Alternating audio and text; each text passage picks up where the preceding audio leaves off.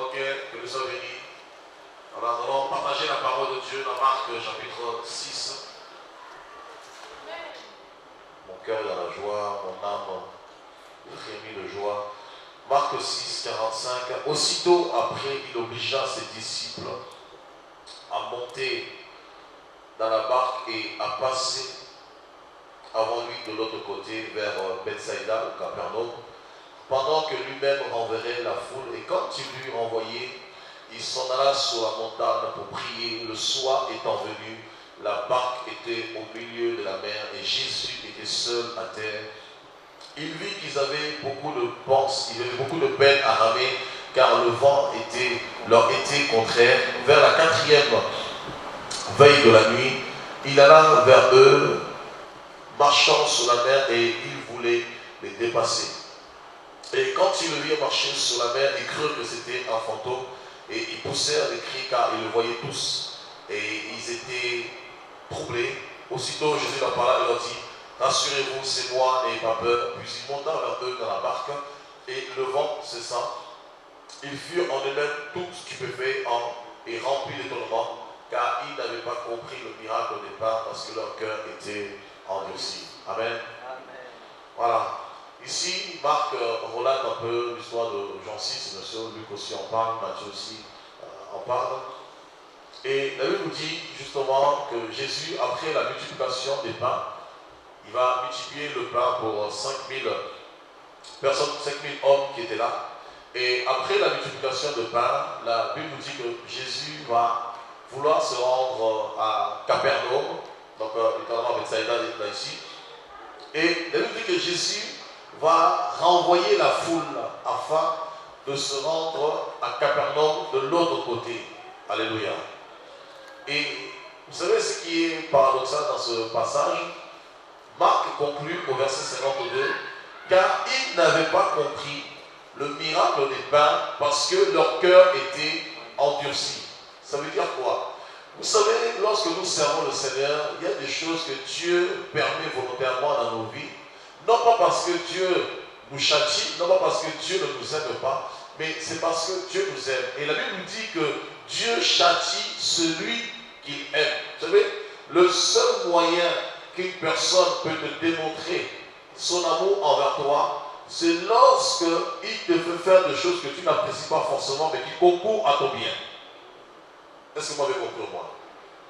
C'est-à-dire, c'est lorsque la personne ne va pas forcément tout le temps dans ton sens à toi. C'est-à-dire, il va à contre-courant de ta volonté, il va à contre-sens de tes désirs, de ta volonté, mais ce qu'il fait, il le fait non pour ta destruction, mais pour ton bien.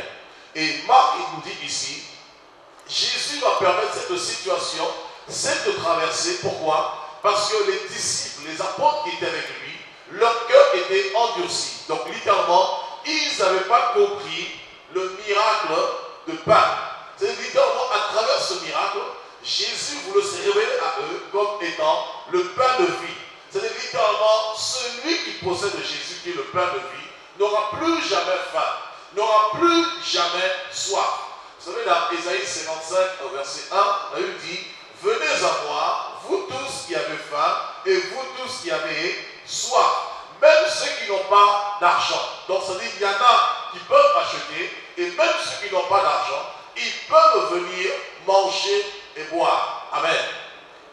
Prenons ce verset rapidement, ensuite on va courir. Vous tous qui avez soif, venez aux eaux. Même celui qui n'a pas, venez acheter et manger. Venez acheter du vin et du lait sans argent, sans rien, payer. Alléluia. Bien sûr, ici, ça concerne Jésus. Et la Bible nous dit, dans Jean 6, Jésus va multiplier le pain. Il y avait des grandes foules qui suivaient Jésus. Et il y a un moment, un des apôtres dira à Jésus: voici que ce lieu est désert.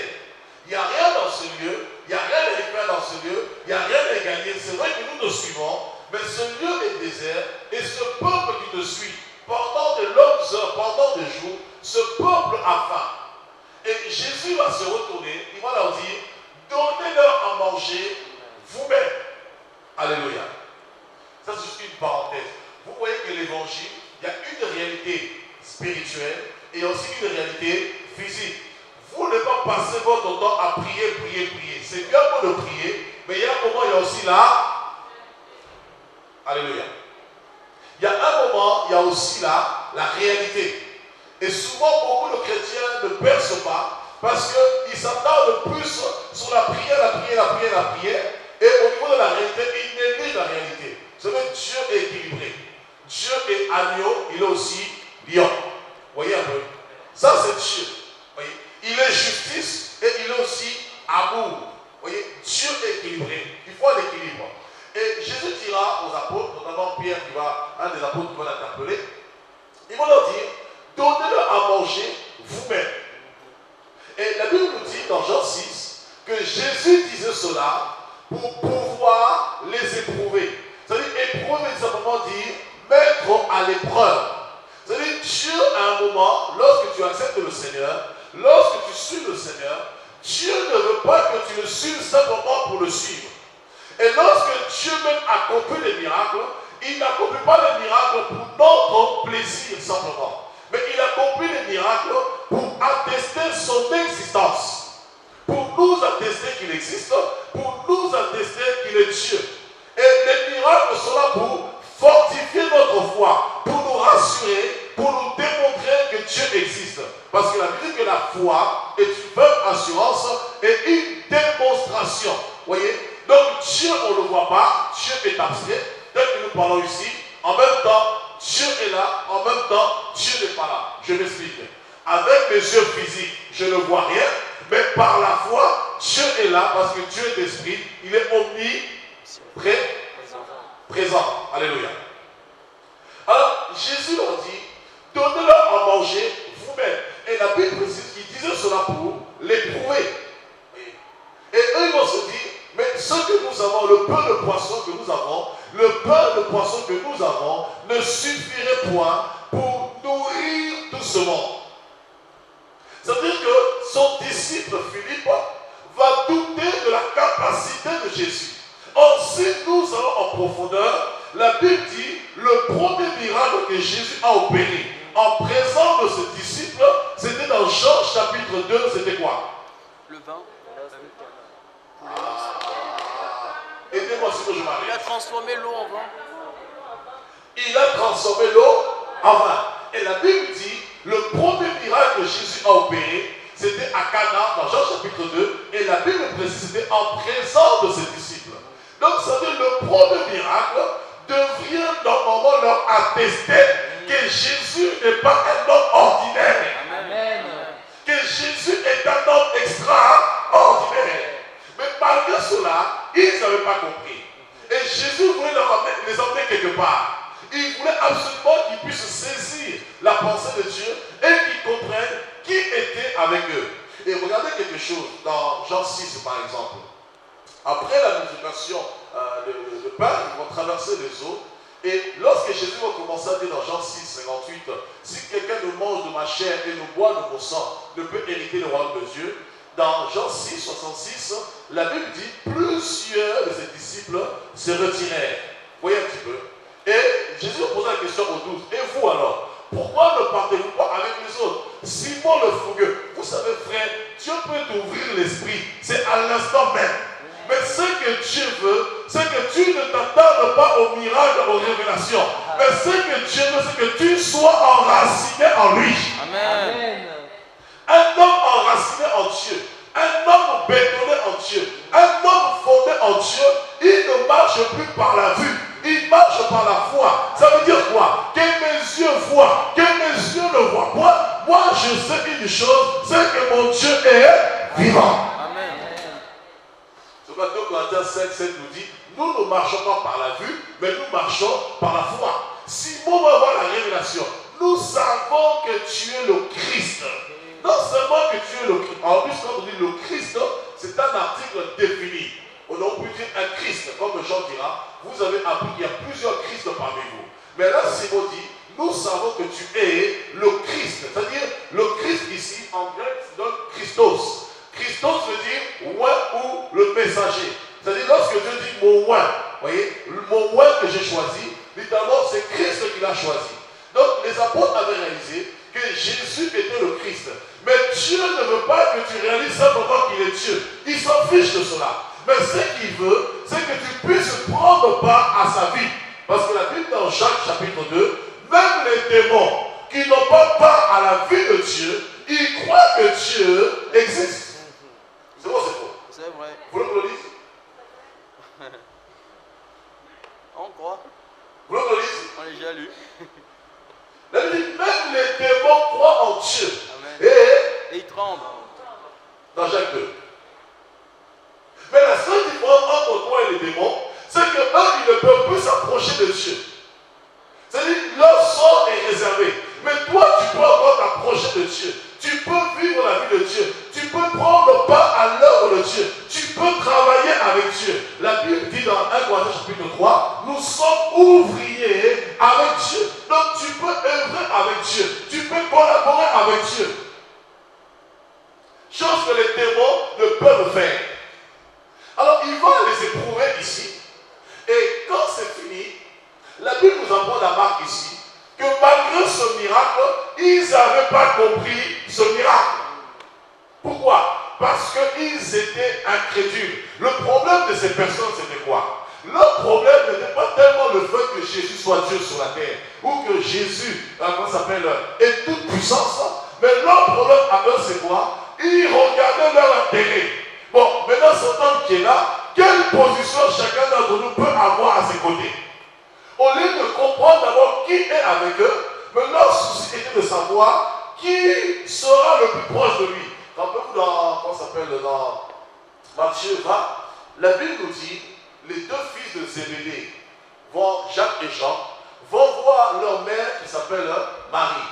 Je suis convaincu peut-être que lorsque Jésus allait souvent chez Marie, si Jésus à cette époque aimait la tchéquer, donc Marie devait faire la tchéquer mais d'une manière, vous comprenez? Ou s'il aimait les frites moules à cette époque, Marie devait faire des frites moules, vous comprenez? Donc, ils vont dire à leur mère, Marie, s'il te plaît mère, comme toi tu prépares bien pour lui, voyez, alors essaie un peu à travers la nourriture de la voir un peu. Pose-lui la question. Quand il sera dans son rêve, qui permet que nous deux nous soyons à ses côtés. Pourtant ils étaient 12. Est-ce que vous savez ce que je vous dis? Amen. Ils étaient 12, mais voilà que les deux voient leur mère sans se soucier de 10 autres. Vous voyez, ils n'avaient les yeux que pour leur ventre. Alors permets s'il te plaît, va voir le maître, dis-lui que quand il sera dans son rêve, qu'il puisse permettre que nous deux, un de nous soit à sa gauche, l'autre à sa droite. Peu importe la qualité, peu importe le titre, le plus important c'est qu'un soit à gauche, donc le bras gauche et le bras droit. Donc ils n'avaient même pas la vision de Dieu. Et dans Matthieu 19, rappelez-vous, pendant qu'ils étaient en chemin, la Bible dit une vive discussion va avoir lieu parmi les apôtres, parmi les 12. Et dans l'ordre, quand ils se posaient la question, qui va être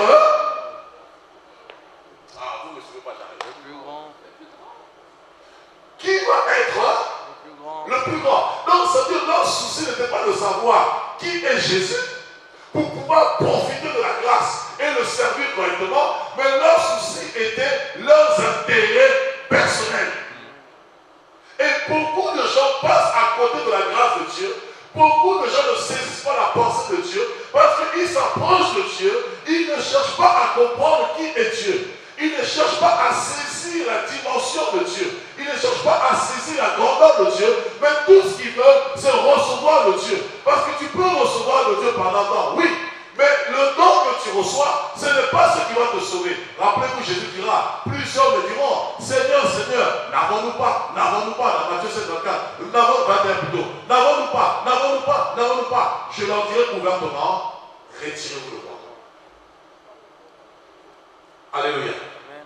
Parce que Dieu ne veut pas simplement que tu puisses recevoir de lui, mais il veut que tu puisses le connaître. Or, lorsque tu connais Dieu, tu connais son cœur. Et lorsque tu connais le cœur de Dieu, automatiquement tu as tout de lui. Est-ce que vous me suivez? Ce que le psaume 37,4 nous dit, fais de l'Éternel tes délices et ton cœur obtiendra tout ce que tu désires. Lorsque tu saisis le cœur de Dieu, on dit quoi? C'est du cœur de l'homme que viennent toutes les pensées, non? C'est ça ou pas? Oui. Et dans Proverbe 4, 23, on dit garde ton cœur plus que tout. choses. Donc le cœur de Dieu, c'est le centre même de Dieu. Donc si tu as le cœur de Dieu, tu as forcément tout ce qui se trouve en Dieu. Alléluia. Amen. Ça c'est une parenthèse simplement. Alors, rentrons dans notre message. La Bible nous dit ici, après la multiplication des pains, Jésus va les éprouver. Lorsqu'il va les éprouver, il multiplie le pain, il leur dit de garder les 12 paniers qui restaient de pain afin que rien ne se perde, parce que Dieu n'aime pas le gaspillage. Dieu n'est pas un Dieu de gaspillage. Tout ce que Dieu nous donne, c'est précieux. Même les moindres choses. C'est pourquoi dans Luc 16, verset 10, la Bible dit, celui qui est fidèle dans les moindres choses, il le sera aussi dans les grandes. Et dans Zacharie 4, au verset 10, la Bible nous dit justement que ceux qui ont méprisé les faibles commencements, ils verront le niveau. Ça veut dire que si tu méprises les faibles commencements, tu ne pourras pas aller loin. Parce que Dieu ne travaille jamais avec une personne dans la grandeur. Dieu te prend plutôt dans la petitesse, dans la bassesse, et ensuite il t'élève, il t'amène dans la grandeur. Lorsque tu appelles Abraham, il dit je rentre dans ton camp. Lorsque tu appelles David, il dit je rentre dans ton camp. Lorsque Dieu appelle Gédon, il rend son camp. Lorsque Dieu appelle Samson, il rend son camp. C'est-à-dire Dieu te prend dans la bassesse, dans ton état de misérable, et ensuite c'est lui qui t'élève afin que la gloire lui soit attribuée à lui seul et non à l'homme. Amen. Amen. Alors on nous dit ici, lorsqu'il va passer de l'autre côté avec les disciples, la Bible nous dit qu'il va renvoyer la foule. Pourquoi Jésus va renvoyer la foule? Parce que Jésus voulait enseigner quelque chose à ses disciples. Il ne voulait pas que ses disciples soient comme les gens de la foule. Vous savez, souvent des grandes foules marchaient avec Jésus. Mais Jésus ne s'intéressait pas à la foule. Vous savez, Jésus, ça ne l'impressionne pas d'avoir une assemblée locale de 15 000 personnes. Ça ne l'impressionne pas d'avoir une assemblée de 20 000 personnes. Mais ce que Jésus vise, c'est la qualité. Ceux qui connaissent Dieu. Car ceux qui connaissent Dieu, c'est eux qui pourront tenir ferme. La Bible dans le livre de Daniel, ceux qui connaîtront leur Dieu agiront avec fermeté. Or, si tu ne connais pas ton Dieu, tu peux suivre pour suivre, mais si tu ne le connais pas, moi, l'occasion de chute, tu vas baisser les bras. Tu vas arrêter de prier, parce que pour toi, Dieu, c'est quand tu reçois le mariage, quand tu reçois les enfants, quand tu es béni, alors que Dieu est plus que toutes ces choses. Et Jésus ne voulait pas que ses disciples soient comme la foule. Car comme vous le savez, le mot foule en grec, ça veut dire oklos, O-K-L-O-S. Oklos veut dire ensemble de personnes ou ensemble d'individus sans vision, sans but précis. Voyez? Ça veut dire quoi? Il y a des gens qui peuvent se réunir, il y a des gens qui peuvent suivre Jésus, ils peuvent venir prier, ils peuvent suivre Dieu, ils peuvent être là pendant un temps, mais ils n'ont pas de vision précise dans leur vie. Ils n'ont point d'objectivité, ils n'ont point de but précis, ce qui fait que ce genre de personnes, au bout d'un certain temps, ils se découragent. Et ce genre de personnes, dans leur propre vie aussi, il n'y a pas de progression, il n'y a pas d'avancement, il n'y a pas de croissance. Parce qu'à la fois sur le plan spirituel et sur le plan charnel, ils n'ont pas de but précis, ils n'ont pas de vision. Or, la Bible dit que là où il n'y a pas de vision, les gens sont sans frein. C'est-à-dire qu'ils sont livrés à eux-mêmes, ils t'attendent. Il est comme des roseaux. Quand ça souffle à gauche, ça part à gauche. Quand ça souffle à droite, ça part à droite. Quand ça souffle ici, ça part ici. Et Jésus ne voulait pas que ses apôtres soient comme la foule. Et il voulait justement forger leur caractère. Il voulait les enraciner dans la foi. Voilà pourquoi il va multiplier ces miracles. Parce que s'ils n'ont pas compris les premiers miracles, mais au moins celui-ci, ils vont le comprendre. Parce qu'il voulait fortifier leur foi. Il voulait leur faire comprendre que vous ne pas vous attacher aux choses que vous voyez, et quel que soit ce que vous vivez, vous devez vous attacher à Dieu. Alléluia. Parce que la Bible dit dans Hébreux chapitre 11, au verset 6, sans la foi, il est impossible d'être agréable à Dieu. Pour qu'une personne soit agréable à Dieu, il faut que la personne d'abord croie que Dieu existe, et non seulement que Dieu existe, mais il est aussi le rémunérateur de ceux qui l'invoquent et de ceux qui le cherchent avec un cœur pur. C'est-à-dire, si tu crois qu'il peut te rémunérer, c'est alors que Dieu te justifie. C'est alors que Dieu rend témoignage de toi. C'est alors que Dieu pourra dire, as-tu vu la foi d'Esther? Là, c'est alors que Dieu pourra dire, as-tu vu mon serviteur Job? C'est alors que Dieu dira, as-tu vu? Parce que Job, lui, était un intègre. Le mot intégrité en grec, c'est ce qui donne fidélité. Donc, Job était intègre, fidèle à Dieu. Il était ferme dans sa position. Et Ésaïe 26, au verset 3 nous dit, celui qui est ferme dans ses sentiments, tu lui assures la paix. Et beaucoup n'ont pas la paix parce qu'ils n'ont pas une position ferme. Beaucoup prient Dieu. On a le nombre de chrétiens qui prient Dieu, qui pleurent, qui se lamentent, qui gémissent, qui n'ont pas de stabilité. C'est parce qu'ils ne sont pas fermes dans la marche avec le Seigneur. Ils ne sont pas fermes dans leur position. Si tu es ferme avec Dieu, Dieu ne peut jamais oublier ses enfants. La Bible dans le livre de Timothée, Dieu connaît ceux qui lui appartiennent. C'est-à-dire, si tu lui appartiens, il ne peut jamais te délaisser. Jamais. Je ne demande rien de lui-même. Dans Matthieu 28 et dans Hébreux 13, je ne te délaisserai point, je ne t'abandonnerai. Et après, il précise, je suis avec vous tous les jours. C'est-à-dire, Dieu n'est pas seulement le jour où tu es béni. Dieu n'est pas avec toi le jour où tu as le cadeau que tu voulais. Dieu n'est pas avec toi le jour où tu traverses des épreuves.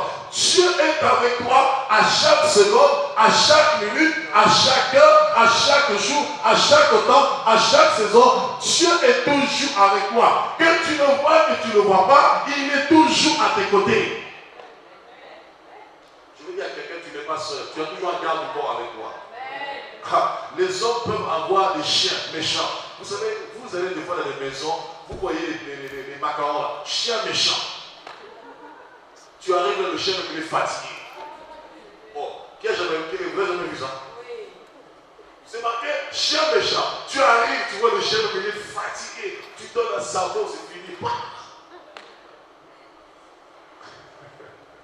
Amen. Vous savez, il y avait l'histoire de Staline, si je ne me trompe pas. Staline était un tyran. Quand on s'opposait à lui, il vous envoyait en Sibérie là-bas, à moins 60 degrés, où vous gelez comme pas possible, vous mourrez de froid. Et cet homme avait tellement de gardes du corps dans son bureau, il était tellement sécurisé.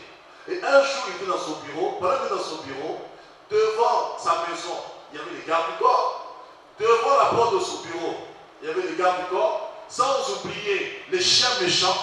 Mais ce jour-là, il y a Madame la mort qui est rentrée sans que les gardes du corps voient et sans que les chiens voient. Quand Madame la mort est rentrée, personne ne s'en était rendu compte.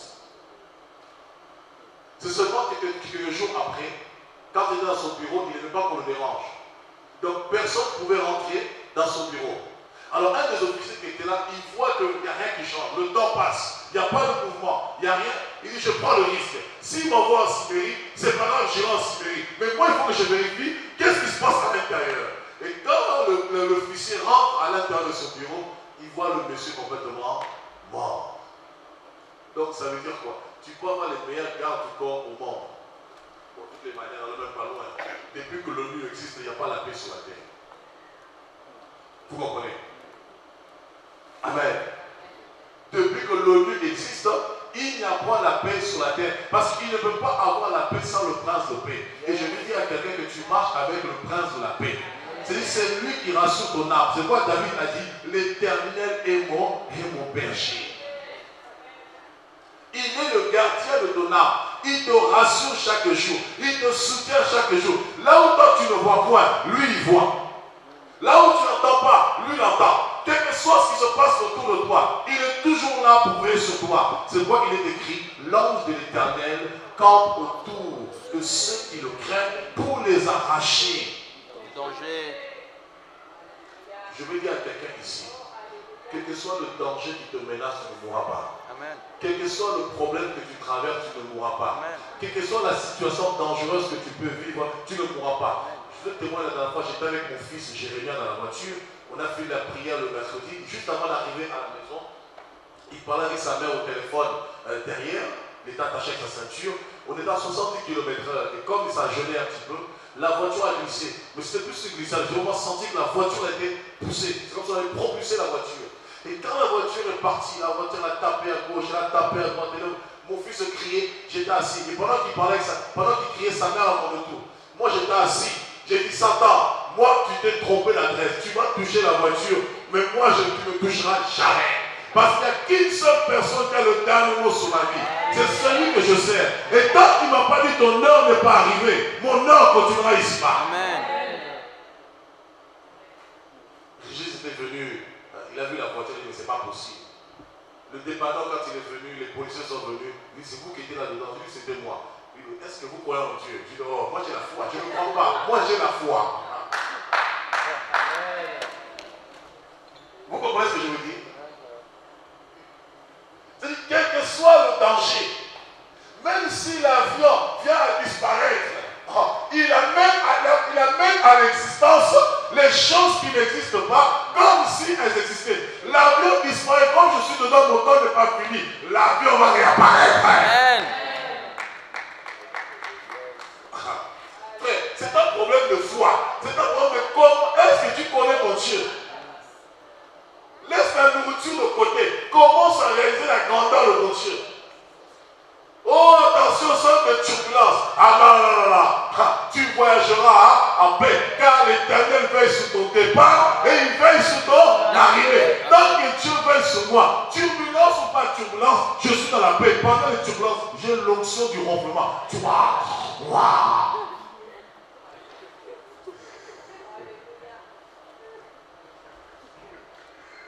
Amen. Écoutez, le psaume 91 dit, là je vais vous poser la question, quand tu leur donnes aux anges de te porter sur leurs ailes, tu te trouves où? Est-ce que les anges te portent au sol? Non.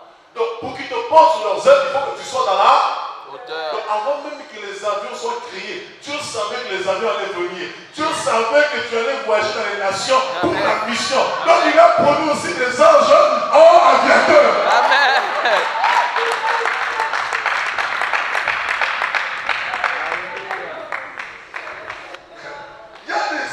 Pilote d'avion, c'est des avions spirituels. Commandant de bord, Michael, toi. Le steward, Gabriel, il est écrit, je te salue toi messager de Dieu. Amen. Ah non, vous ne comprenez pas.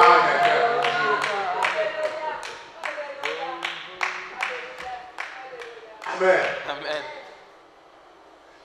C'est ça la foi. La foi t'amène à voir Dieu autrement. La foi t'amène à saisir Dieu autrement. La foi te sort en fait du réel. Tu réalises la puissance, la grandeur de ton Dieu. Et la Bible nous dit ici, il va leur dire justement de prendre la barque et d'aller le devancer sur Capernaum justement, Bethsaïda. Et lui dit, Jésus va renvoyer la foule. Parce que la foule ne peut pas connaître l'intimité de Dieu. L'intimité de Dieu est réservée à ceux qui le connaissent, à ceux qui sont appelés par lui, à ceux qui doivent le servir, à ceux qui doivent profiter de sa grâce. Parce que Dieu dit, Jésus dit, on ne donne pas les choses saintes aux chiens. Parce qu'il y a des choses qu'on donne à tout le monde. Sinon, ils vont mépriser cela. Ils ne vont pas considérer. Et comme Jésus savait que les apôtres étaient appelés à le servir plus tard, parce que c'est eux qui étaient censés répondre à la bonne nouvelle sur Jérusalem et dans les nations, il va prendre le temps de les façonner, de bâtir leur foi. Comme ils n'avaient pas saisi le miracle de pain, il va permettre encore un autre miracle pour façonner leur foi, pour qu'ils puissent grandir dans la maturité. Parce que la Bible dit, nous marchons de progrès en progrès. Dieu est le divin potier. Pour faire de toi ce qu'il veut, il va employer plusieurs moyens pour t'emmener au résultat. Amen. Quand le premier vase échoue, il fabrique le second vase.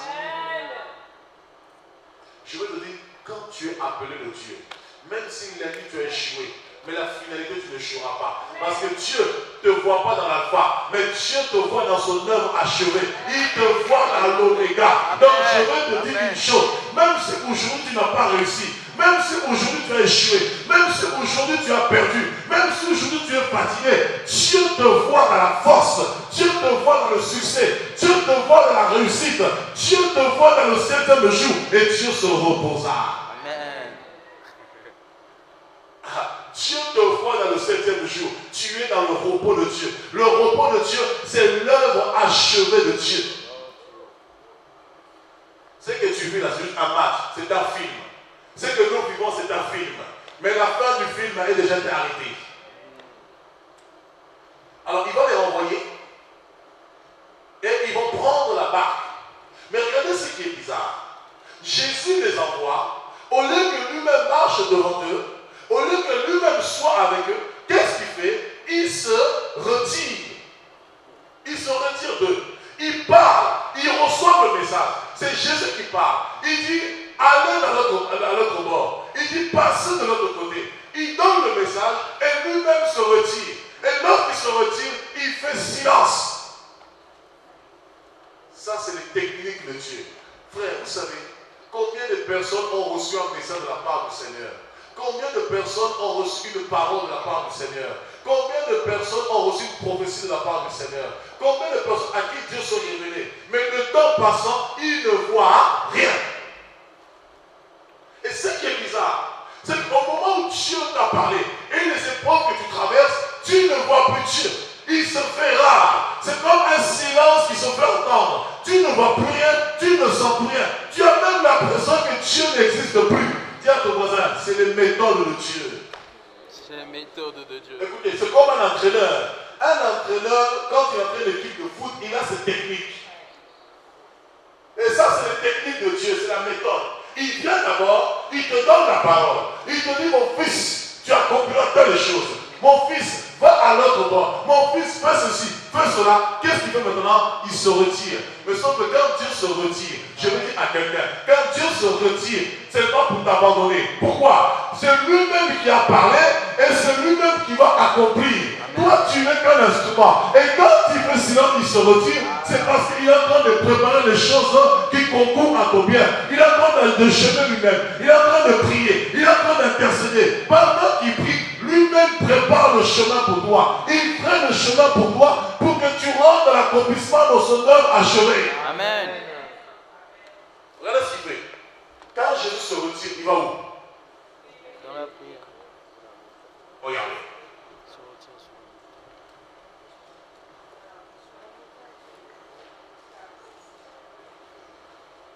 C'est Marc, hein?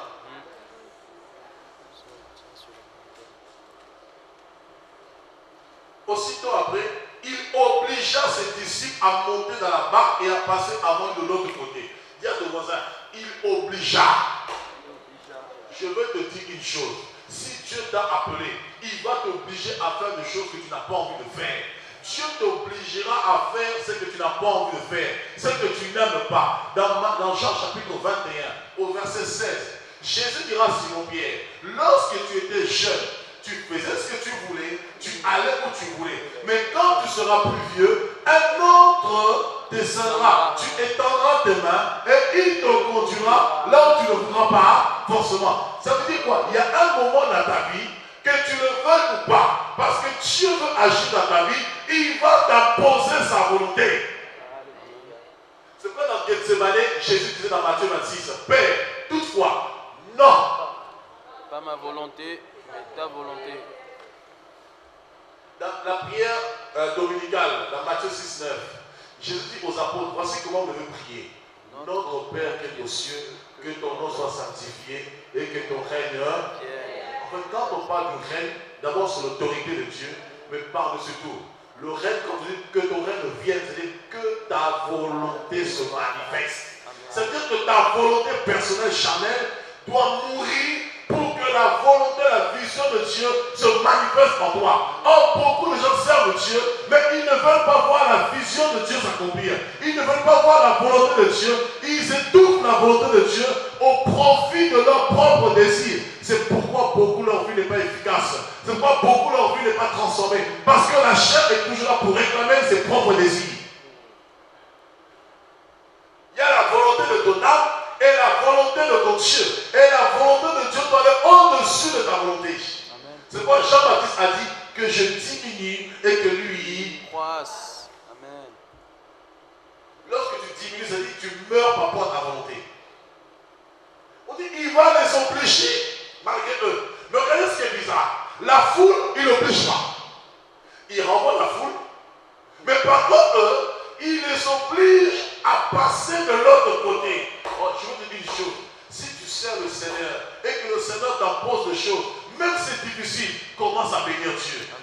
commences à louer Dieu, c'est la preuve que Dieu t'aime. Amen. Parce que si Dieu ne t'aimait pas, il ne t'obligerait pas à faire cela. Il te laisserait faire ta vie comme tu as envie de faire. Il va les obliger à monter dans la barque. Regardez, à monter dans la barque. La barque ici symbolise le ministère. La barque symbolise le Seigneur. La barque symbolise la vie spirituelle. La barque symbolise la marche avec Dieu. Je te dis à quelqu'un ce matin, monte dans la barque et ne quitte pas la barque. Amen. Alléluia. Monte dans la barque et ne la quitte pas. Si tu ne montes pas, tu ne pourras pas passer à l'autre côté. Frère, si Dieu veut te faire passer de l'autre côté, ça veut dire quoi? C'est une autre vision. Vous avez reçu la vision du pain, mais je ne suis pas seulement le pain, je suis aussi autre chose. Je suis aussi celui qui contrôle la nature. Parce que la création raconte la gloire de Dieu. Psaume 19, 1 nous dit.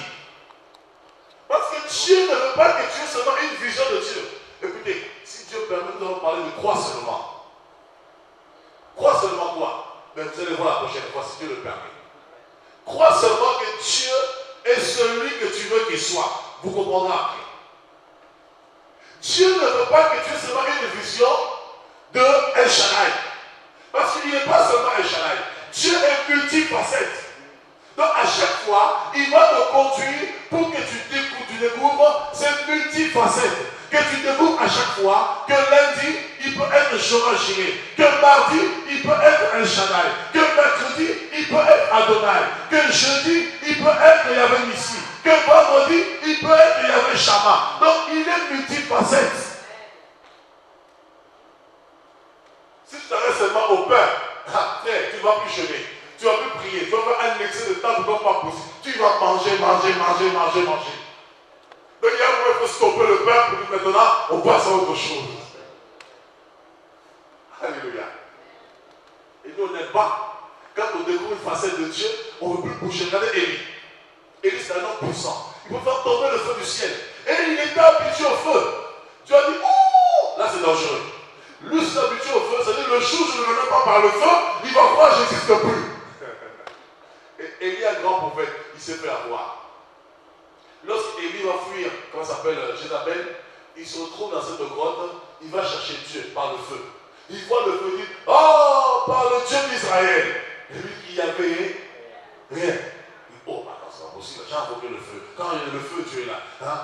Et sur le mont Sinaï, quand il parlait, c'était pour le tonnerre, c'était le feu, il y avait la fumée. Mais comment Dieu n'est plus là? Qu'est-ce qui se passe? Mais Dieu va se manifester par un léger vent. Un petit vent qui passe. Et oh! Arrête-moi Satan! Non! C'est Dieu! Dis à nos voisins, sors des habitudes. Amen. Il va les obliger à monter dans la barque. Il dit à passer avant lui de l'autre côté. Je vais te dire une chose. Dieu ne pourra jamais agir dans ta vie avant que toi tu fasses l'effort. Est-ce que vous comprenez? C'est-à-dire Dieu t'impose la vision et non seulement qu'il t'impose sa volonté, maintenant il te dit va. Il regarde maintenant comment tu vas agir. C'est-à-dire il est alpha et oméga lui-même. Mais lui vient toujours pour clôturer. Il te laisse faire pour voir comment tu vas faire les choses. Pour que tu puisses réaliser que la capacité que tu as ne vient pas de toi. Le ministère que tu as reçu ne vient pas de toi. Le don que tu as reçu, la grâce que tu as reçue ne vient pas de toi afin que tu ne puisses pas t'enorgueillir. L'apôtre Paul dira, nous savons que notre capacité, nous ne pouvons pas concevoir quelque chose venant de nous-mêmes, mais nous reconnaissons que notre capacité vient de Dieu. C'est Dieu qui produit le vouloir et le faire, l'être et le mouvement. C'est tout ce que nous faisons, c'est par sa grâce. Alors ils vont monter. Verset 46. Quand il eut renvoyé, il s'en alla sur la montagne pour prier. Le soir étant venu, la barque était au milieu de la mer et Jésus était seul à... Le soir étant venu. Et quand le soir arrive, la barque va se trouver au milieu de la mer. Mais la seule personne qui était à terre, c'est Jésus. Celui qui est à terre, c'est celui qui a le contrôle. Celui qui est à terre, c'est celui qui a l'assurance. Donc Jésus était seul au contrôle, mais la Bible que la barque dans laquelle étaient les apôtres, dont Jésus leur a obligé, va se retrouver en plein milieu de la mer. Tout seul, perdu. Et là, Jésus maintenant regardait leur comportement. Comment ils allaient se comporter? Qu'est-ce qu'ils allaient faire en plein milieu de la mer? Vous savez, c'est drôle quand même. Hein? Vous recevez un message de la part du Seigneur. Dieu vous parle. Mon fils, je ferai ceci. Ma fille, je ferai ceci. Ne t'en fais point, ne te fais point. Je ferai ceci, je ferai cela. Tu reçois un message de la part du Seigneur. Tu reçois un songe. Tu reçois une visitation. Tu reçois une prophétie. Tu médites la parole. Dieu te parle. Tu sens vraiment cette parole. Et pourquoi tu as la conviction dans ton cœur. Et tout de suite après, c'est comme un vide, comme je disais. C'est comme si Dieu n'est plus là, alors qu'il est toujours là. Mais il se tient simplement derrière pour te regarder. Il te laisse en avant et lui il est derrière toi pour te regarder. Vous savez, comme un enfant quand il marche. Vous voyez, un enfant qui commence à marcher, eh bien, vous le laissez marcher tout à côté, vous le regardez. S'il trébuche, vous le relevez ainsi de suite. Eh bien, Dieu c'est pareil. Il se met à côté, il garde le silence, il nous regarde comment nous allons marcher. Et la Bible nous dit après, le soir va venir. Le soir étant venu, la barque va se trouver au milieu de la mer. Le soir. Oh frère, le soir.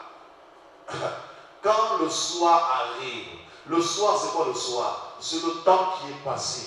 Le soir symbolise le temps que perdure l'épreuve. Le soir symbolise la difficulté. Le soir symbolise les combats. Là, je parle d'ordre spirituel, parce que le soir, c'est la nuit. La nuit, c'est les ténèbres. Le soir symbolise l'adversité. Alléluia. Et quand tu es dans le soir, tu ne vois plus rien. Tu ne vois que des problèmes. Tu ne vois que des soucis. Tu ne vois que des combats. Et quand tu arrives le soir, tu as l'impression que Dieu n'agit plus. Satan vient t'accabler par les pensées. Satan t'accable par les pensées. Dieu ne peut pas agir. Dieu t'a abandonné. Dieu t'a délaissé. Et le soir, tu es en plein milieu. Ça veut dire quoi? C'est-à-dire quand tu es en plein milieu, c'est-à-dire que tu es face à tes problèmes seul. Face à tes difficultés. Et là, tu cherches des moyens pour résoudre tes problèmes. Mais sans issue. Mais Dieu soit béni parce que lui-même est l'issue de secours. Amen. En fait, tout n'a pas commencé ici. En fait. Même les issues de secours, ça commence avec Dieu. Vous savez pourquoi? Il dit, je mets une porte ouverte devant toi que personne ne peut fermer. Donc, ça veut dire quand tu mets une porte devant toi, quand tu dis je mets une porte ouverte devant toi, la porte reste ouverte indéfiniment. Ça veut dire que si même devant les hommes ferment, ça veut dire qu'il ouvre une autre porte. Donc, on a toujours un accès, une issue. Et là, ils se retrouvent en plein milieu de la mer. C'est-à-dire que le problème prend de l'ampleur. Au départ, ils ont quitté le rivage. Ça allait encore, ils pouvaient se dire, bon, je peux gérer, je contrôle, on peut encore revenir en arrière. Mais là, ils sont tous en plein milieu de la mer, et en plus pendant la nuit, où tu ne vois rien. La nuit, tu n'as pas d'orientation. La nuit, il n'y a plus de vision. La vision est ténébreuse. La vision est sombre. Tu ne perçois plus l'horizon. Tu ne sais plus comment t'orienter. Tu es livré à toi-même. Tu es désemparé. Alléluia. Jésus le fait exprès. Dis à ton voisin, il le fait exprès. Mais une chose est sûre, c'est que tu ne mourras pas. En plein milieu de la mer, pendant la nuit, sans vision, sans rien. Et là, dans le milieu de la mer, tu dis, qu'est-ce que je veux faire? Là, ce n'est pas encore le vrai problème. Dieu permet que ton problème atteigne un niveau où tu te rends compte que là, tu ne peux plus rien par toi-même. Mais souvent, même quand c'est comme ça, on essaie encore de se débattre par nos propres efforts. Tu dis, ah bon? Attendez, les flots arrivent. Là, il t'emmène pendant la nuit, au milieu de la mer, mais il n'agit pas encore. Il te laisse encore. Parce qu'il voulait voir, en fait, leurs intentions. invoqué Dieu. Quand il est écrit dans le psaume 121, je lève les yeux vers les montagnes, d'où me viendra le secours. Le secours me viendra de l'Éternel. Dieu regarde ces gens au milieu de la mer, en pleine nuit, mais jusqu'à présent, ils invoquent le point Dieu. Ils disent, attendez. Ça veut dire quoi? On essaie encore de résoudre les choses par nous-mêmes. Combien de chrétiens souffrent? Alors que le Seigneur dit dans Matthieu 11, 27, venez à moi, vous tous qui êtes fatigués et chargés, je vous donnerai du repos. Beaucoup de chrétiens, frères, souffrent parce qu'ils sont chargés, ils sont fatigués. Au lieu de s'en remettre à Dieu, ils veulent encore se débattre par eux-mêmes. Le problème qui te dérange là, si tu avais la solution par toi-même, tu l'aurais déjà réglé depuis. Faux. Donc si tu n'arrives pas à régler, c'est parce que la force ne vient pas de toi. Dieu seul peut te délivrer de cela. Dieu seul peut te guérir. Dieu seul peut te relever. Mais ce que Dieu veut, c'est que tu tournes tes regards vers lui. La solution pour ta vie. Beaucoup souffrent parce qu'ils ne veulent pas se tourner vers Dieu. Ils veulent faire les choses par leurs propres efforts, par leur propre force, alors qu'ils sont esclaves de ce qui domine sur eux. Vous savez, Dieu n'est pas compliqué.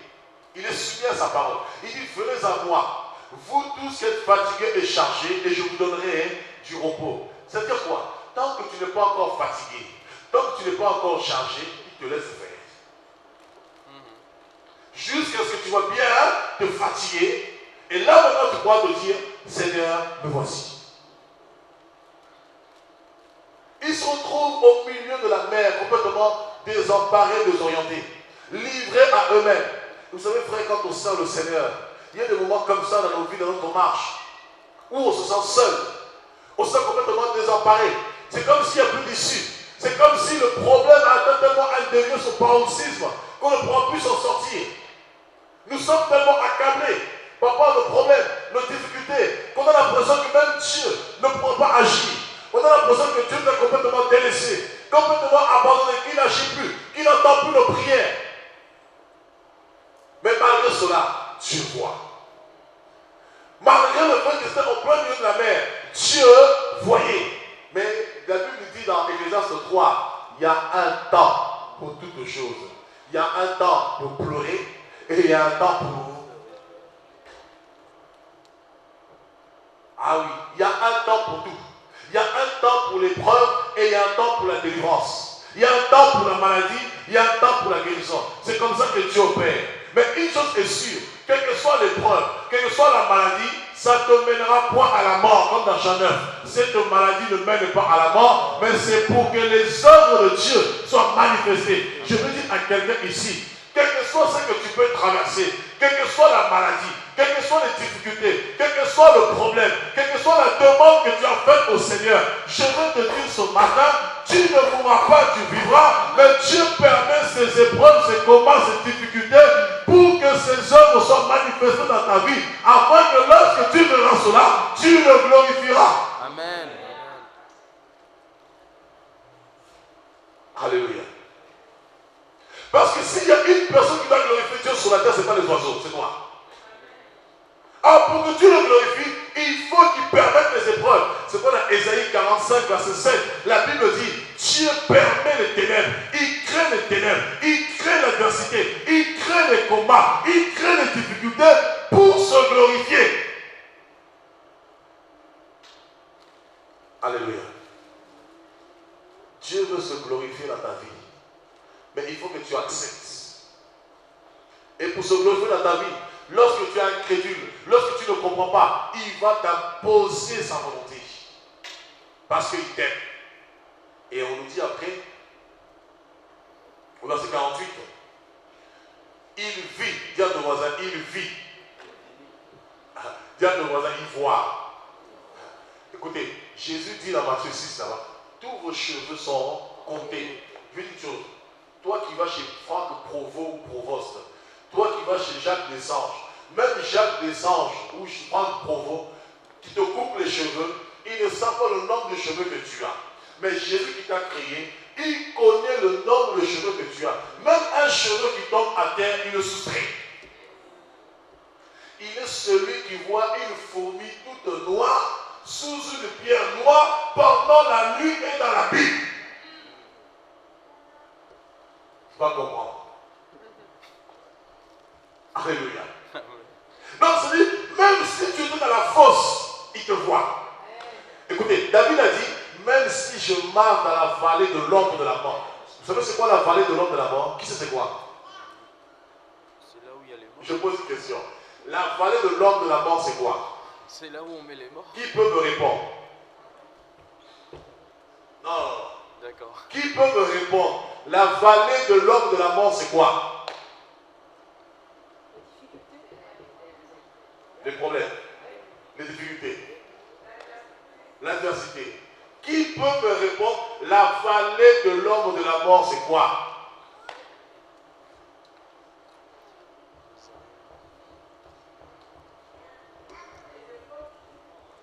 Les épreuves, oui. Quelqu'un d'autre? La vallée de l'ombre de la mort, c'est le séjour de mort, c'est l'abîme. Donc David a voulu dire, même si je marche dans l'abîme, ton bâton et ta houlette me rassurent. C'est même si les ténèbres m'envahissent, c'est quoi David dira? Où que j'aille, tu es là. C'est-à-dire, même dans les ténèbres, Dieu te voit. La preuve, la lumière, lui, où? Dans les ténèbres. Les ténèbres couvraient toute la surface de la terre et la lumière, lui, dans les ténèbres. Mais les ténèbres n'ont pas reçu parce que ce n'est pas la même nature. Donc c'est pour ça qu'il a créé la séparation. Amen. Même dans les ténèbres les plus profondes de ta vie, Dieu te voit. Oh, je veux dire à quelqu'un ici, Dieu te voit. Quel que soit ce que tu vis, quel que soit ce que tu traverses, Dieu te voit. Ils vont se trouver en plein milieu de la mer, seuls, livrés à eux-mêmes. Mais la Bible dit qu'il vit. Je veux dire à quelqu'un ici, tout ce que tu traverses, Dieu n'est pas insensible à ce que tu vis. Mais en même temps, Dieu n'est pas sentiment. Donc Dieu n'est pas sentiment pour qu'au point de pleurs qu'il descende pour agir. Non, il te laisse pour voir comment tu vas réagir jusqu'à ce que son temps soit accompli. Il vient te rêve. Il y a des gens qui se disent, si je menace Dieu, il va agir. Oh Dieu, si tu n'agis pas, j'arrête de prier. À partir d'aujourd'hui, c'est ma vie. C'est moi qui se donne. C'est moi qui se sacrifie. Frère, joue pas, tu vas perdre.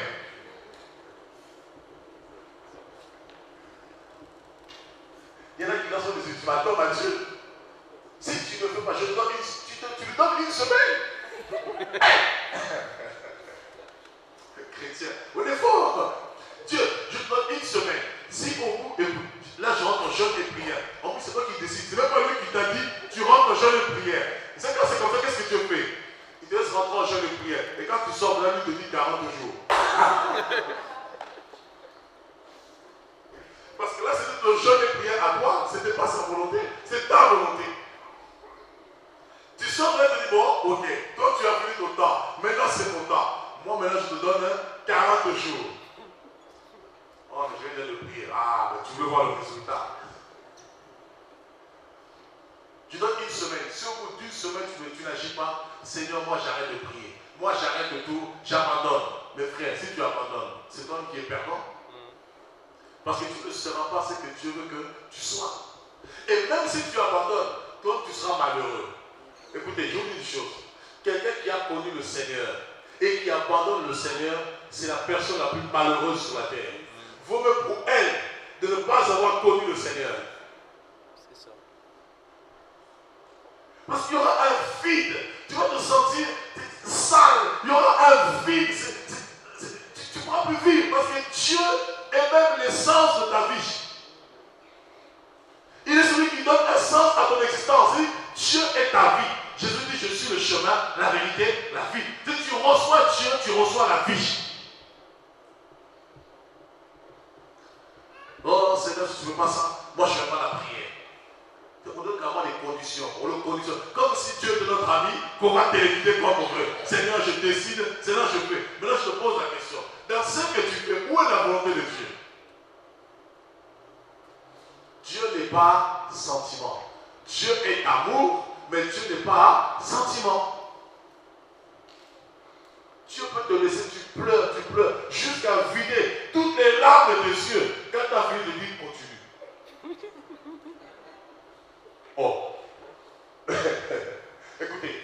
avait un homme du nom d'Ézéchiel. Pour illustrer l'état d'Israël qui vit dans le péché, Dieu dit à Ézéchiel, aujourd'hui même, je veux t'enlever celle qui fait les délices de tes yeux. Et je veux avoir une chose, Ézéchiel.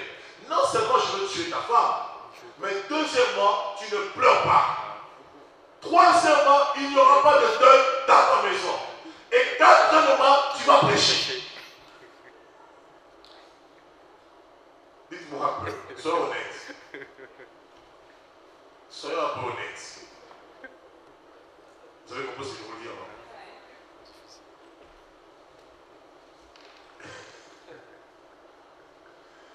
Il dit, tu ne pleures pas. Il n'y aura pas de deuil dans ta maison. Il enlève et ensuite il dit, va prêcher ma parole. Frère, tu peux venir prêcher, tu commences à dire, ah, vous avez la chance d'avoir encore vos femmes. Hein? Ah, vraiment, quelle grâce. Ah, vraiment, si vous savez. Parce que Dieu est d'amour. Amen. Amen. Mais tout cela concourt à notre bien. C'est pour notre bien. Alors il vit qu'ils avaient beaucoup de peine à ramer, car le vent leur était contraire. Vers la 4e veille de la nuit de 3 heures du matin, il alla vers eux, marchant sur la mer, et il voulait les dépasser. Alléluia. C'est-à-dire que Jésus va voir qu'ils avaient du mal à ramer. Donc je veux dire à quelqu'un aujourd'hui, si tu as des difficultés à servir le Seigneur, si tu as des difficultés dans ta marche, Jésus voit. Jésus n'est pas insensible à cela. Il voit que tu as du mal à marcher. Il voit que tu as du mal à te débarrasser de ton péché. Il voit que tu as du mal à te sanctifier. Il voit que tu as du mal à te consacrer. Il voit que tu as du mal pour prier. Il n'est pas insensible à cela. Et comme il voit que tu as du mal, il va tout faire pour te dépasser. Alléluia. Lorsqu'il te dépasse, c'est quoi? C'est pour te rassurer. Lorsque Jésus les dépassait, ça ne veut pas dire qu'il leur sortait du problème. C'était juste prendre de l'avance sur eux. De l'avance sur eux pour venir les fortifier, pour les encourager, pour qu'ils réalisent qu'il est là. Amen, amen, amen. Qu'il n'abandonne jamais les siens.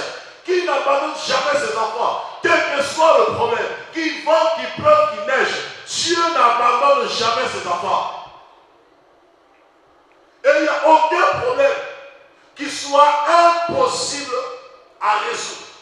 Aucun problème qui soit difficilement, comment ça s'appelle, compliqué pour Dieu. Parce que Dieu est le spécialiste des cas compliqués. Lui, il ne vient pas pour les maux de tête. Tu prends l'aspirine, c'est réglé. Mais frère, si Dieu a réglé le problème avec l'aspirine, vous ne voyez pas qu'il y a un problème. Lui, il vient quand les médecins disent bac plus 15, 20. Comme on l'a dit dimanche dernier, non? Bac plus 15, 20. Quand il dit je ne peux pas, lui, il vient ainsi dit. En vérité, en vérité. On dit qu'ils avaient beaucoup de mal, beaucoup de peine à ramer. Ramer, c'est le fait de marcher, le fait d'avancer, le fait d'œuvrer, le fait de travailler pour le Seigneur. Tu reçois la barque, tu montes dans la barque, tu reçois le ministère, tu reçois la paix, tu reçois la vocation. Maintenant, il faut ramer pour faire avancer le ministère. Tu as du mal à avancer. Dieu voit que tu as du mal à avancer et il vient pour t'encourager. Quand tu paies, regardez souvent. Il y a un monde tellement seul. Mais quand Dieu voit qu'il y a un monde n'en peut plus, là tu dis toi, une parole qui sort pour t'encourager, une parole qui vient pour te fortifier. Alors que tu vis des moments difficiles où tu prends la décision de tout arrêter, tu allumes la télévision, une parole qui sort de la télévision pour t'encourager par rapport à ta foi. Tu vas rencontrer un frère qui va te sortir une parole qui va te fortifier. Tu ouvres ta Bible, tu vois une parole de la part du Seigneur qui va t'encourager. C'est parce qu'il marche vers toi pour te dévancer, pour te dire je suis encore là. Mais le chemin est encore long parce que tu dois achever l'œuvre. Alléluia. Alléluia. Matthieu explique encore mieux. Quand Jésus arrive, c'était pour les fortifier. Ils ont bien vu que c'était Jésus. Mais il y avait toujours un problème. Jésus vient te fortifier, mais il y a toujours encore un doute. Oui, mais je ne sais pas. Oui, mais je doute encore. Oui, mais je me pose la question. Je sais que Dieu Dieu. Oui, mais il n'y a pas de mais. C'est oui, c'est tout. Que ton oui soit oui, le reste vient du diable, du malin. Alléluia. Au verset 39, on nous dit, quand ils le virent marcher sur la mer, ils crurent que c'était un fantôme. Et ils poussèrent des cris, car ils voyaient tous et ils étaient troublés. Aussitôt Jésus leur parla et leur dit, rassurez-vous, c'est moi, n'ayez pas peur. Puis il monta vers eux dans la barque et le vent cessa. Ils furent en eux-mêmes tout stupéfaits et remplis d'étonnement, car ils n'avaient pas compris le miracle des pains. Là, qu'est-ce qui va se passer? Jésus va arriver, et quand Jésus arrive, ils vont croire que c'est un fantôme. Frère, vous savez ce qui est paradoxal chez nous? Quand Dieu nous appelle, Dieu veut se servir de nous, c'est tellement difficile, ça paraît tellement insurmontable. Et lorsque Dieu agit dans nos vies, on a l'impression que maintenant c'est un rêve. On a l'impression que ce n'est pas une réalité. Écoutez, rappelez-vous dans Actes chapitre 12, la Bible nous dit que Pierre plutôt était en prison. Pierre était en prison, il était attaché par des chaînes, et il y avait, on l'avait enlevé sa ceinture, ses chaussures, etc., sa tunique, et il y avait des gardes dans la prison, et à l'est de la prison, il y avait aussi des gardes. Et la Bible dit que l'Église ne cessait d'adresser des prières à Dieu pour Pierre. C'est la même Église qui priait sans cesse. Lorsque Dieu va envoyer un ange pour libérer Pierre, et que Pierre va venir dans la maison de Marie, la Bible dit ils vont croire que c'était un fantôme. Pourquoi? C'est-à-dire que tu as tellement prié pour le problème. Ça veut dire quoi quelque part? Alors tu priais, mais en même temps tu ne croyais pas. Il y a des gens qui prient pour se rassurer. C'est-à-dire tu doutes au fond de toi, mais comme tu n'as pas le choix, tu pries.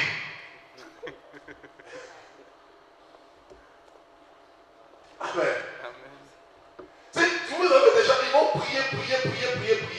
C'est parce qu'ils savent qu'au fond, comme ils n'ont pas de solution, il n'y a pas autre chose, il n'y a pas d'autre choix que prier, ils vont prier. Mais au fond d'eux, ils doutent, ils ne croient pas. C'est ce qui s'est passé ici. Et au fond d'eux, ils avaient besoin que Jésus intervienne. Et lorsque Jésus va marcher, là que tous le voyaient, ils ont bien vu Jésus. Comment tu peux voir un fantôme que tu vois clairement? Et quand Pierre va arriver, il dit qu'ils vont regarder par le Judas, ils vont croire, ils vont ouvrir la porte. Ils vont ouvrir la porte, et quand ils ouvrent la porte, ils vont croire que c'était le fantôme de Pierre. Alors ce n'était pas un fantôme, c'était véritablement Pierre. C'est parce que deux fois nous faisons de prières, mais dans ces prières, il n'y a pas la foi. Et c'est ce qui s'est passé avec les apôtres. Jésus voulait emmener à une autre dimension de la foi, à une autre dimension de connaissance, à une autre dimension de révélation, à une autre dimension d'intimité, à une autre facette de Dieu. Une facette qu'ils ne connaissaient pas. La preuve, ils ont vu le miracle de pain. Ils n'étaient pas dans l'étonnement. Mais là, quand tu vois Jésus, la Bible dit qu'ils vont tous être stupéfaits. Ils seront dans l'étonnement de voir que celui-ci peut même arrêter le vent, peut même arrêter la tempête, peut même arrêter le flot. C'est-à-dire là, Jésus se révèle en tant que El Shaddai, le Dieu tout-puissant. Ils ont connu la facette du Dieu qui pourvoit, mais Jésus leur dit, je ne suis pas seulement celui qui pourvoit le pain, mais je suis aussi le Dieu tout-puissant qui contrôle tous les éléments de la nature, car tout pouvoir m'a été donné. Je suis maître des temps, des circonstances et des événements. Amen. Alléluia. Donc ça veut dire quoi? Jésus est maître des circonstances de ta vie. Jésus est maître des temps que tu vis. Et Jésus est maître des événements que tu traverses. Donc aucun temps ne pourra t'user, aucun événement ne pourra te troubler et aucune circonstance ne pourra te sortir de la volonté de Dieu. Le Bible dans Actes chapitre 7, lorsque le temps approcha, Dieu suscita Moïse. Ça veut dire quoi? Dieu contrôle le temps. Et là, Jésus a montré aux apôtres, quel que soit le temps qui perdure, quel que soit le temps qui passe, même si la nuit est avancée, une chose est sûre, même dans la nuit de tes problèmes, même dans les flots de tes problèmes, même lorsque la mer est agitée, c'est moi qui suis maître du temps.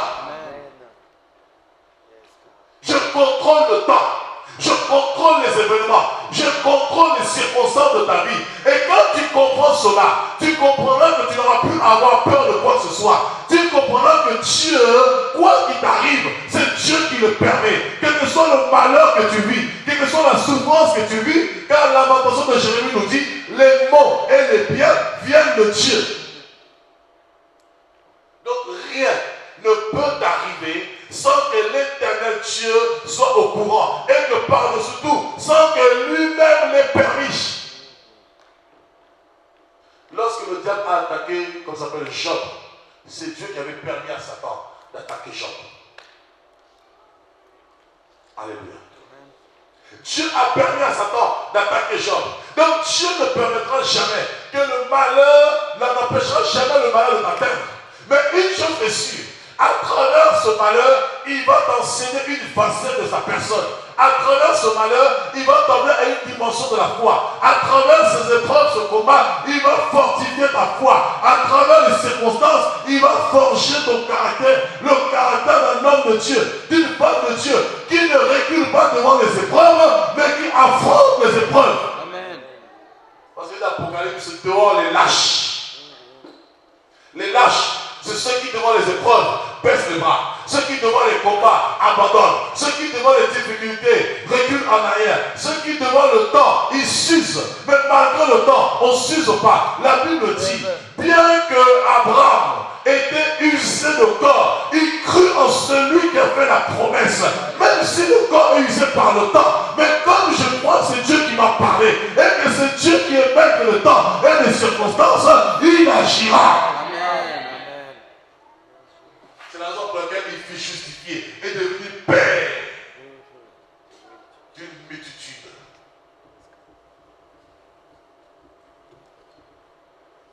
Quel que soit le temps, et Abraham va mourir à 175 ans, avec toutes ses dents, plein de force. Ah oui, Dieu te renouvelle. Il est celui qui redonne la force de plus ou pas. C'est un problème de foi. Comment tu vois Dieu? Comment, frère, comment tu considères Dieu? Et les apôtres, ils ont compris cela.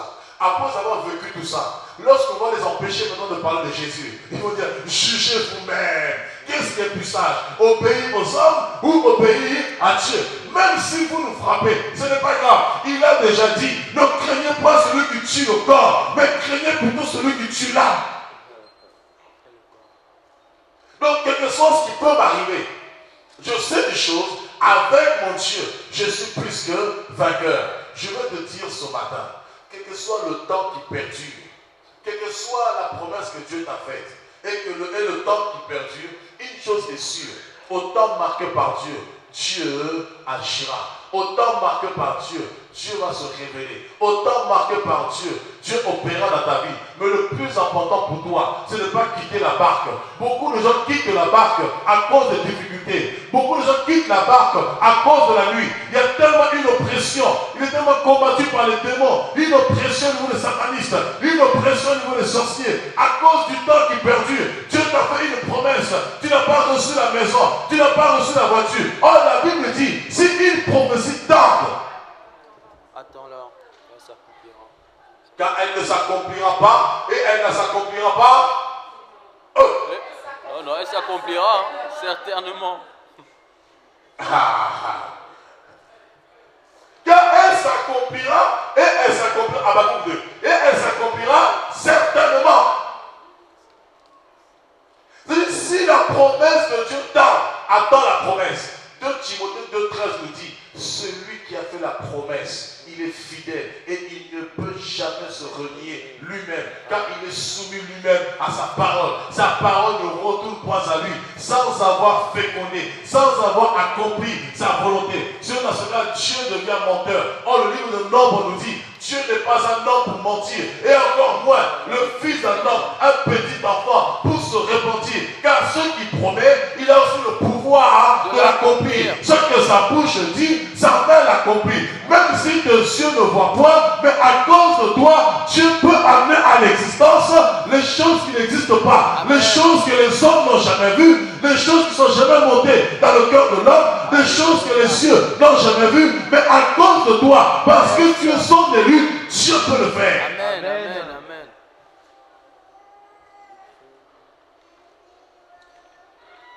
Alléluia. Parce que tu es le choix de Dieu.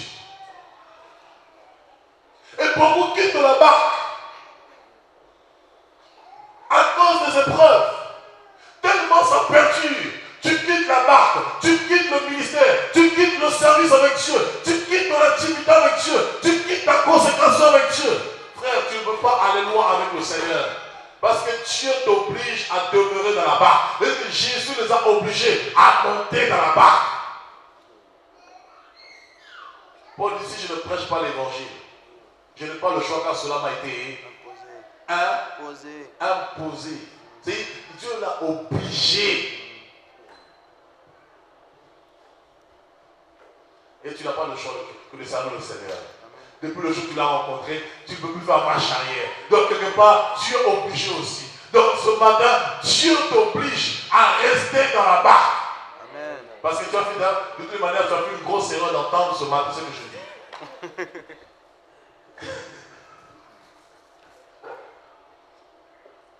Dieu t'oblige à rester dans la barque. Même si la barque est secouée, même si la barque traverse des épreuves, même si la barque rencontre des embûches, même si la barque est à contre-vent, à contre-marée, c'est pas grave. Le plus important pour toi, c'est de demeurer dans la barque. Car une chose est sûre, c'est que ton Dieu se lèvera et il se lèvera le dernier. Amen. Mais il faut que ces choses arrivent pour que ton caractère soit forgé, pour que ta foi grandisse. Parce que nous sommes appelés à marcher de progrès en progrès. Dieu veut que tu grandisses dans la foi. Dieu veut que tu progresses dans la foi. Dieu veut que tu parviennes à l'unité de la foi. En parvenir à l'unité de la foi, c'est devenir un avec Jésus. Car Jésus est notre foi. Dans Éphésiens chapitre 4, il y a une seule foi. Cette foi en Jésus. L'unité de la foi, c'est devenir un avec Jésus. Je connais mon Dieu me connaît. Et là, quand tu parviens à cette unité, tu comprendras en fait, plus personne ne peut te toucher. Tu comprendras en fait que tu es immortel. Tu comprendras en fait que rien ne peut t'atteindre, ni le temps. Tu comprendras que ni les circonstances, ni les événements, ni la disette, ni la faim, ni l'abondance, ni la richesse, ni la pauvreté, ni la maladie, ni la médiocrité, ni tout ce que tu peux avoir. Là, tu comprendras que rien ne pourra te séparer de l'amour de Dieu. Parce que tu quittes la barque pour un homme peut partir demain, tu te retrouves seul. Un patron peut partir demain, tu te retrouves seul. Et même le patron peut te licencier et que tu perds tout. Mais celui qui te met dans sa barque, lui-même navigue. Il contrôle la barque, mais toi tu ne le vois pas. Il te dirige pas à pas pour t'emmener quelque part. Parce que l'élévation ne vient pas des hommes. L'élévation vient de Dieu. C'est lui-même qui va t'élever. C'est lui-même qui fera de toi ce que tu es. C'est lui-même qui donnera le mari que tu attends. C'est lui-même qui donnera la femme que tu attends. Tu peux te marier par toi-même. Mais par toi-même, tu peux passer à côté. Tu peux prendre un mari qui n'est pas ton mari. Là, tu vas souffrir. Est-ce que vous comprenez? Amen. Mais si tu prends le mari qui vient de Dieu, tu seras heureuse. Car celui qui trouve une femme trouvera le bonheur. Et le charme d'un homme, dit la Proverbe 19, c'est sa beauté. Or, si cet homme n'est pas de Dieu, prépare-toi.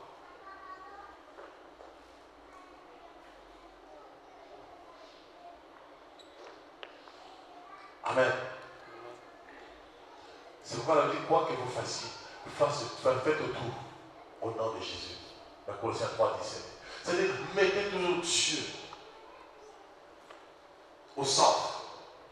Psaume 127, 1 nous dit, si l'Éternel me bâtit, c'est lui qui bâtit en vain. C'est-à-dire, tu peux entreprendre des choses, tu peux faire des choses, mais fais en sorte que Jésus soit le centre. Sois dans la barque, demeure avec Jésus, sois avec Jésus. Quel que soit le temps, les circonstances, quelles que soient les difficultés, ne laisse pas les circonstances, les temps, les difficultés te sortir du plan de Dieu. Même si les hommes te trahissent, l'homme restera l'homme. La Bible dans Jérémie chapitre 17, le cœur de l'homme est un abîme. Qui peut le connaître? L'homme, je lui ai dit, je t'aime, demain te tue. La preuve, on a vu cela, non? Ah, tu es le Fils de Dieu. Quelque temps après, crucifié. On vous donne le qui? Barabbas ou bien Jésus? Donne-nous le voleur, lui là, il faut le même que les avait fait du bien, que les avait guéris, délivrés, restaurés, annoncé la bonne nouvelle.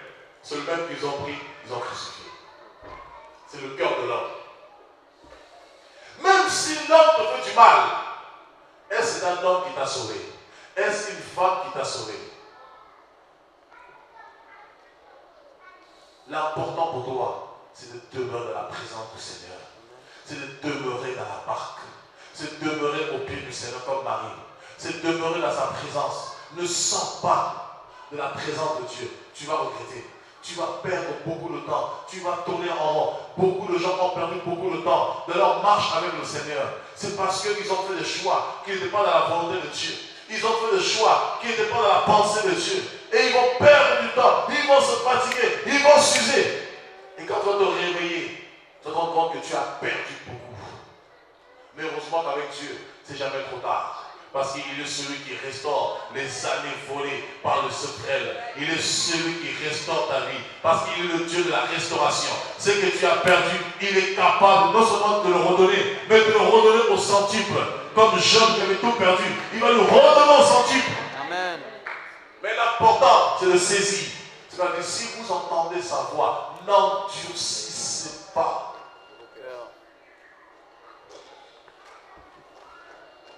Alléluia. Dieu veut les emmener à un autre niveau de la foi. Et là, ils vont se rendre compte que le Jésus dont ils servent, il n'est pas seulement celui qui pourvoit au pain. Tu étais peut-être habitué au Dieu qui donne le travail parce que tu as eu le travail. Au Dieu qui donne le mariage. Mais Dieu n'est pas seulement mariage. Dieu n'est pas seulement pain. Dieu n'est pas seulement enfant. Mais Dieu est tout puissant. Là, ils vont découvrir sa toute puissance. Et je veux dire que Dieu est assez puissant pour te délivrer. Quel que soit ton problème, quelle que soit ta souffrance, quel que soit ce que tu vis, Dieu est assez puissant pour te délivrer. Dieu est assez puissant pour te guérir. Dieu est assez puissant pour te restaurer. Dieu est assez puissant pour te relever. Rien n'est impossible à Dieu. Tout est possible à celui qui croit. Alléluia. Nous étions à Bangui. J'ai vu des choses que tu as fait. Il y a des moments où je prie, moi je me pose la question. Seigneur, est-ce que tu peux? Tu as dit quoi ton problème? Pose la question plutôt. Pose la question à la personne. Est-ce qu'elle croit?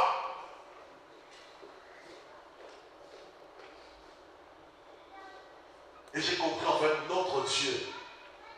Il n'est pas seulement le Dieu dont nous avons l'habitude de voir. Il est plus que cela. Il est tout puissant. Je veux dire à quelqu'un ce matin, ne limite pas Dieu par rapport à ton problème. Ton problème ne pourra jamais égaler la grandeur de Dieu. Qu'est-ce que ton problème par rapport à l'immensité de Dieu? Quel est ton problème par rapport à la puissance de Dieu? Avec Dieu, tout est possible. Mais tout ce que Dieu veut, c'est que ton cœur soit disposé. Ce que Dieu veut, c'est que tu prennes part à son œuvre, que tu t'associes à lui, que tu te disposes à lui. C'est alors que Dieu agira. Parce qu'il vient pour libérer les captifs. Il vient pour redresser ceux qui sont courbés. Il vient pour guérir les malades. Ah oui, j'ai vu ce que Dieu a fait en Centrafrique. Comment Dieu guérissait les citoyens. Comment Dieu guérissait les boiteux. Comment l'aveugle pouvait retrouver la vue. Quelqu'un qui ne voit pas depuis son enfance pouvait retrouver la vue facilement. Comment les sourds pouvaient entendre. Comment les muets pouvaient parler. J'ai dit, oh mon Dieu, tu es tout puissant.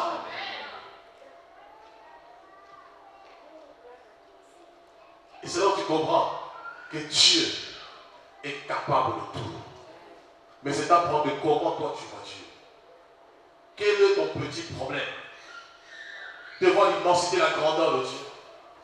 Est-ce que c'est ça qui va t'empêcher de voir Dieu? Est-ce que ton péché qui va t'empêcher de servir Dieu? Est-ce ta maladie qui va t'empêcher de voir Dieu? Est-ce ta stérilité qui va t'empêcher de considérer Dieu? Dis à ton voisin, commence à minimiser les flots, commence à minimiser les problèmes. L'important pour toi, réalise qui est Dieu. Vous savez, Job a dit une chose. Mes oreilles avaient entendu parler de toi. Vous savez, il a tellement oublié que dans Job 19, il disait, mon Rédempteur est vivant, il se lèvera le dernier. Mais arrivé à la fin, il ne dit plus, mon Rédempteur m'a justifié, il m'a multiplié. Mais à la fin, il dira dans Job 42, mes oreilles avaient entendu parler de toi. Mais maintenant, mes yeux t'ont vu. Parce qu'il a compris que Dieu va au-delà de sa femme qu'il a perdue. Dieu va au-delà de ses enfants. Dieu va au-delà de ses biens. En fait, Dieu est au-dessus de tout. Il est tout puissant. Donc le plus important pour moi, c'est que mes yeux voient le loin. Que mes yeux contemplent Dieu. C'est le plus important.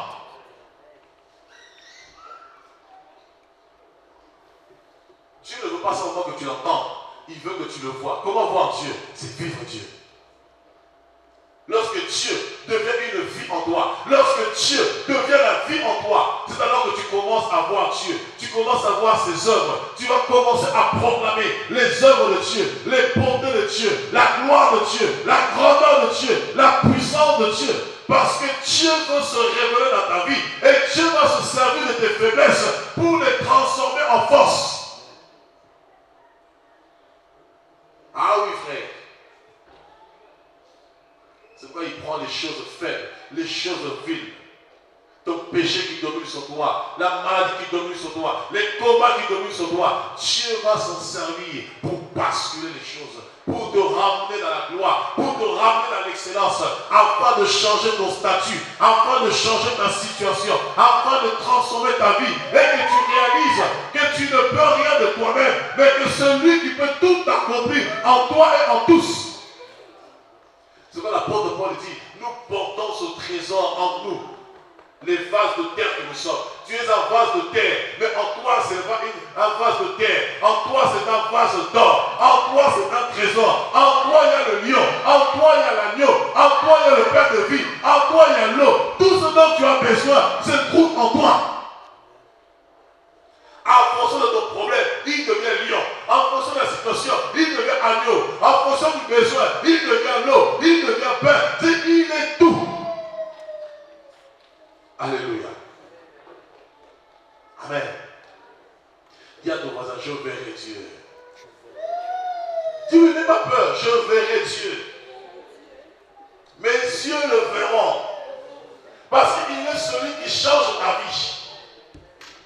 Alléluia.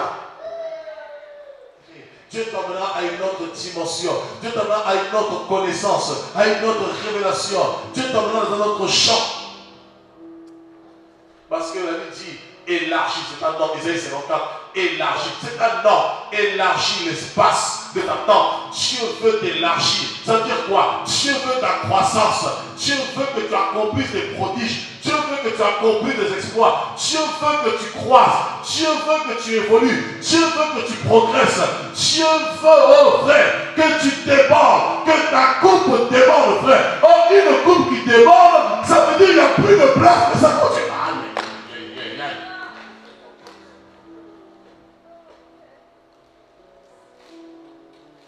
Dieu ne veut pas te contenir. Dieu veut que tu t'élargisses.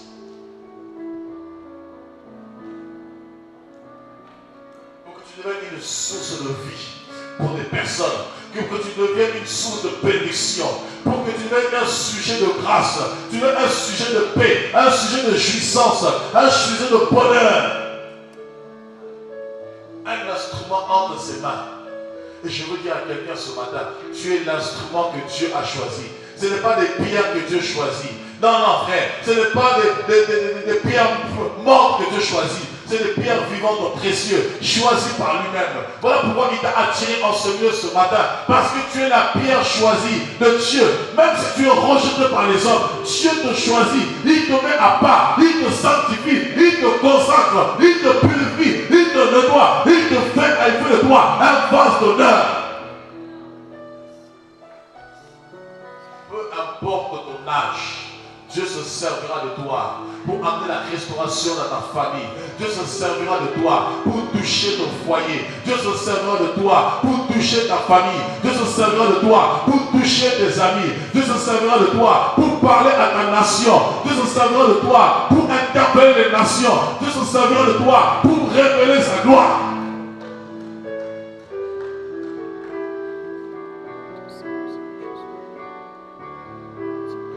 Il dit aux lépreux, allez dans le temple, présentez ce que Moïse a prescrit. Des lépreux qui étaient interdits, qui n'avaient pas le droit de rentrer dans le temple. Des lépreux qui n'avaient pas le droit d'avoir au culte de Yahvé, d'avoir part au culte de Yahvé. Des lépreux qui ne peuvent pas s'approcher de Dieu. Mais Dieu prend ces lépreux pour confondre la sagesse de religieux, pour confondre la sagesse de fort. Il prend des lépreux, des éléments méprisés, des éléments non considérés, des éléments rejetés, des éléments abandonnés. Il se sert de ces éléments pour comprendre les religieux, les sages, les théologiens.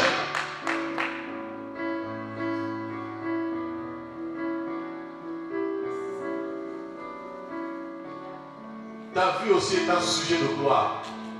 Je veux que tu te considères. Je veux que tu te considères. Parce que Dieu compte sur toi. Dieu mise sur toi. Ses yeux sont sur toi. Jeune fille, jeune homme, femme. Dieu compte sur toi. Parce que tu as un travail accompli avec le Seigneur. Dieu t'a créé avec un but. Lorsque Dieu a créé Adam, il dit Adam, je te créais pour. Dieu ne te sauve pas pour le plaisir. Parce que Dieu te voit dans autre chose. Dieu te voit quelque part. Dieu te voit dans une œuvre. Dieu te voit, oh frère, en train de sauver les nations. Dieu te voit en train de restaurer des vies. Dieu te voit en train de soutenir. Dieu te voit en train de fortifier. Dieu te voit, oh frère. Combien d'orphelins ont besoin de toi? Il faut que Dieu travaille ton cœur de père, ton cœur de mère. Combien de veuves ont besoin de toi? Combien d'étrangers ont besoin de toi? Combien de démunis ont besoin de toi? Combien de faibles ont besoin d'une parole qui sort de ta bouche pour les fortifier, pour les relever, pour les restaurer? Car une parole dite à propos restaure les autres. Combien sont fatigués? Combien sont désespérés? Combien sont abattus? Et Dieu a besoin de toi pour restaurer ses vies, pour fortifier ses vies, pour relever ses vies. Ne regarde pas ton problème. Confie ton problème à Dieu. Dieu prendra soin de toi. Il recommande ton sang à l'Éternel et l'Éternel agira. Recommande ton sang à l'Éternel et laisse Dieu te façonner. Laisse Dieu travailler en toi. Laisse Dieu accomplir son œuvre en toi. C'est alors que tu verras de grandes choses avec Dieu.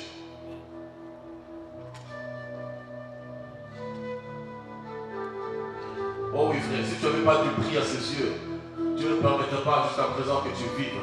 Si tu vis, c'est parce que tu as de l'espérance. Ta vie a de l'espérance. Ta vie a de l'avenir. Je veux te dire que tu as de l'avenir. Je veux te dire que ta vie est tracée. Je veux te dire que ta destinée est entre les mains de Dieu. Je veux te dire que ce que tu es, ce n'est pas ce que tu vois de toi aujourd'hui. Ce que tu es, ce n'est pas ce que moi je dis de toi aujourd'hui. Ce n'est pas ce que les hommes voient de toi. Ce n'est pas ce que les hommes disent de toi. Ce que tu es, c'est ce que Dieu dit de toi.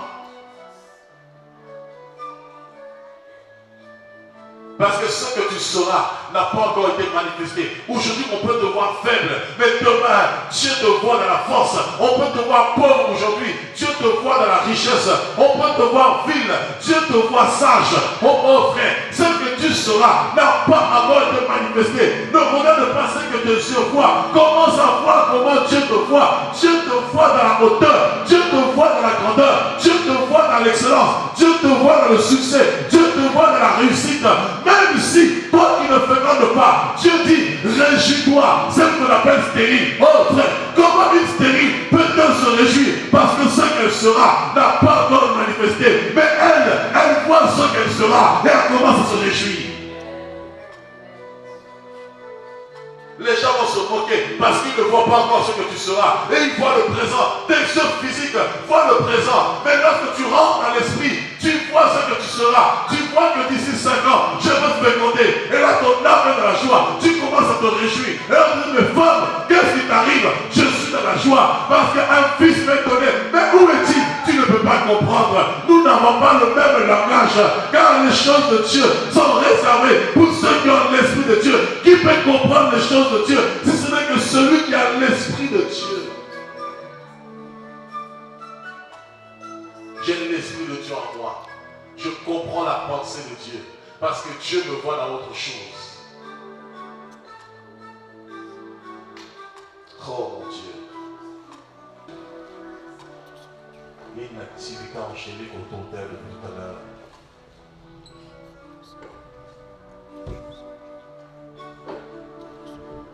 Il y a tellement une soif de Dieu dans ton cœur. Une soif de Dieu. Une soif. Tu aspires au changement. Tu aspires à autre chose. Tu aspires au meilleur. Tu aspires à la différence. Par rapport à ta vie. Par rapport à ta famille. Tu veux voir autre chose. Tu veux voir le changement. Tu cries au Seigneur. Seigneur, je veux voir la différence dans ma famille. Seigneur, agis dans ma famille. Sers-toi de moi. Parle-moi. Révèle-toi, Seigneur. Je veux voir ton œuvre dans ma vie. Oh, Raika Mama Shiki Kelabasaka. Je veux te dire, ce n'est que le commencement. Ce n'est que le commencement. Ce qui te paraissait impossible hier va devenir possible. Ce qui te paraissait insurmontable va devenir surmontable. Ce qui paraissait irréparable va devenir réparable. Parce qu'il est le Dieu de la restauration. Il est celui qui tient toutes choses dans sa main. Il est celui qui renouvelle toutes choses. Dieu va restaurer ta famille. Dieu va restaurer ta famille. Et tu vas être l'instrument que Dieu va se servir. Le Seigneur va te donner les mots qu'il faut. Quand tu vas ouvrir la bouche pour parler, Dieu mettra les mots qu'il faut dans ta bouche. Ça va étonner. Cette sagesse qui va sortir de ta bouche. Ça va étonner. Mais comment un enfant comme toi parle ainsi? Tu parles comme une adulte qui parle. Comme une grande personne. Ça va étonner. Parce que Dieu a accompli une œuvre à travers toi. Ça va s'étendre sur toute ta famille. Toute ta famille. Ne méprise pas ta jeunesse. Que personne ne te méprise, jeune fille. Que personne ne te méprise. Ne te méprise pas toi-même. Fixe tes regards vers le Seigneur. Fixe tes regards vers le Seigneur. Tu verras de grandes choses. De grandes choses. De grandes choses avec Dieu. Parce que tu vois les choses grandes. Tu vois les choses grandes. Même quand ça te paraît insurmontable, tu vois les choses grandes. Tu vois tellement les choses. Si tu vois tellement grand, Dieu va t'emmener à cette grandeur. Tu vas te retrouver à prier. À peine tu vas prier pour telle chose. Le Seigneur t'apportera la réponse. Le Seigneur va t'exaucer. Tu seras dépassé. C'est un niveau de foi, un autre niveau de foi auquel le Seigneur t'emmène. Oh, merci Seigneur. Merci Seigneur, oh Dieu de gloire, pour ta grâce. Merci pour l'œuvre que tu as accomplie dans sa vie, Seigneur, oh Dieu. Au nom de Jésus de Nazareth. Alléluia. Merci pour ton esprit. Merci pour ta puissance. Merci pour la force que tu me procures, Seigneur Dieu de gloire. Au nom de Jésus de Nazareth. Au nom de Jésus de Nazareth. Au nom de Jésus. Merci pour ton onction, Seigneur Dieu de gloire. Au nom puissant de Jésus-Christ. Merci. Accroche-toi. Tu verras la main de Dieu. La puissance de Dieu se manifestera dans ta faiblesse. À travers toi. Ta famille sera touchée. Dieu accomplira la différence à travers toi. Oh, merci Seigneur.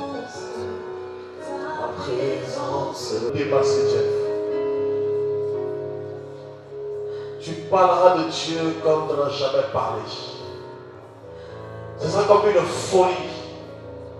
On te prendra pour un fou. C'est la grâce de Dieu sur toi. Dieu te dit, il contrôle ta vie. Ta vie est entre ses mains. Et entre ses mains. Tu n'es pas appelé à échouer. Tu n'es pas appelé à échouer. Ta vie est entre ses mains.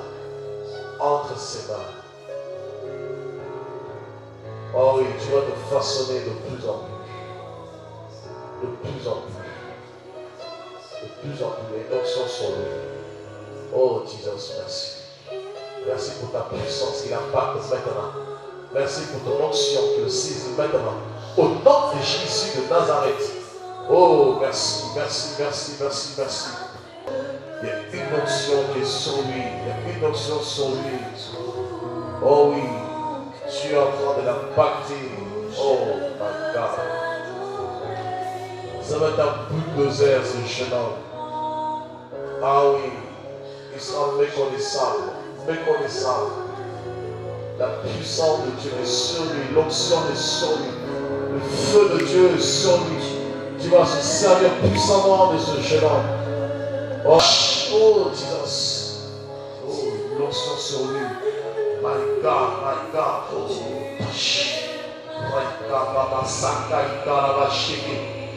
oh oui, il ne peut pas contenir cette puissance. Le feu de Dieu sur lui. Oh Saint-Esprit, merci parce que tu remplis ce jeune homme de ta puissance, de ta force, de ta plénitude. Au nom de Jésus. Oh my God. My God, my God, my God. Oh Jesus. My God. Oh oui. Les ténèbres ne t'envahiront point. Les ténèbres ne t'envahiront point. Oh oui. Dieu éclaire ton âme. Dieu éclaire ton âme, chef. Oh oui. La lumière de Dieu brille sur toi. La lumière de Dieu se lève sur toi. Oh oui, tu verras clair. Tu verras clair. Tes yeux verront la gloire de Dieu, la puissance de Dieu, parce que tu vas témoigner ses bontés. Oh my God, Jesus. Merci pour ta puissance, Seigneur. Oh Dieu de gloire. Oh, touche. Oh, merci.